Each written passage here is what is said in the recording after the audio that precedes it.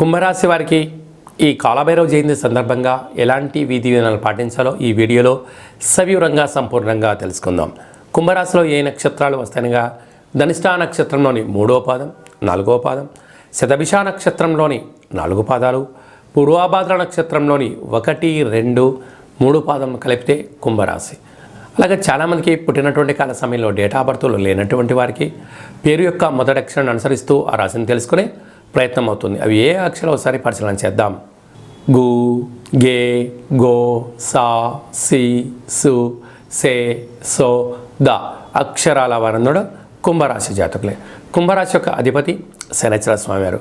వీరికి ఒకవైపు ఏళ్ళనాటి శని మధ్యమ సంచార స్థితి జరుగుతున్న విషయం తెలిసినటువంటిదే.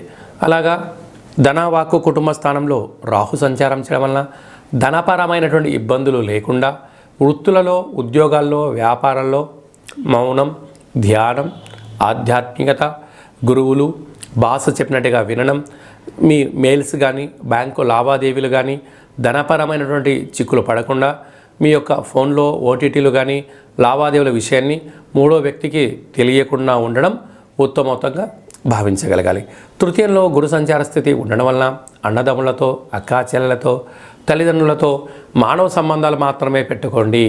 వారు ఇబ్బందుల్లో ఉన్నారు కదా, వాళ్ళు అడిగారు కదా అని చెప్పి మీరు గొప్పలకు వెళ్ళారా, డబ్బులు ఇచ్చి శత్రువుల మూట కట్టుకొని రాబోయే కాలంలో కోర్టు, పోలీస్ స్టేషన్లను, బంధుత్వాలను దూరం చేసుకునే పని చాలా అధికంగా ఉంది.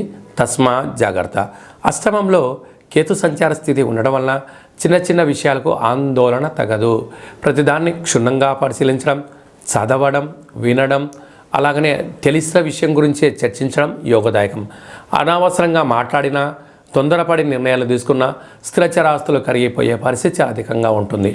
భాగ్యస్థానంలో శుక్రుడు స్వక్షత్రకారకుడు అవ్వడం వలన భార్యకు భర్త, భర్తకు భార్య, బహుమతులు, ప్రమోషన్స్, బంగారు ఆభరణాలు, నూతన వస్త్రాలు, విశేషమైనటువంటి గృహంలో టీవీలు, ఫ్రిడ్జ్లు, కొత్త కొత్త టెక్నాలజీ వస్తువులు కొనడంలో ఒకరినొకరు ఆనందాన్ని రెట్టింపు చేసుకునే ప్రయత్నంలో అద్భుతమైన విజయం మీ సొంతం కాబోతుంది. రాజ్యస్థానంలో కుజుడు ఉండడం వలన నూతన ఉద్యోగ ప్రయత్నం చేసేవారికి చాలా మంచి కాలము. వ్యాపారాల్లో పెట్టుబడులు, భూములు, గృహ క్రయ విక్రయాలు యోగదాయకం.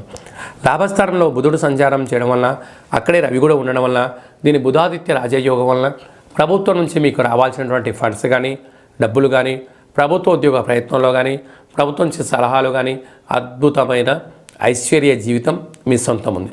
కాకపోతే నీటి వ్యాపారాలు, హోటల్ వ్యాపారాలు, స్వయం వృత్తులు, సేవా రంగాలు, సాఫ్ట్వేర్ ఉద్యోగస్తులు నిత్యం అప్రమత్తత అవసరమని చెప్పి గమనించాలి.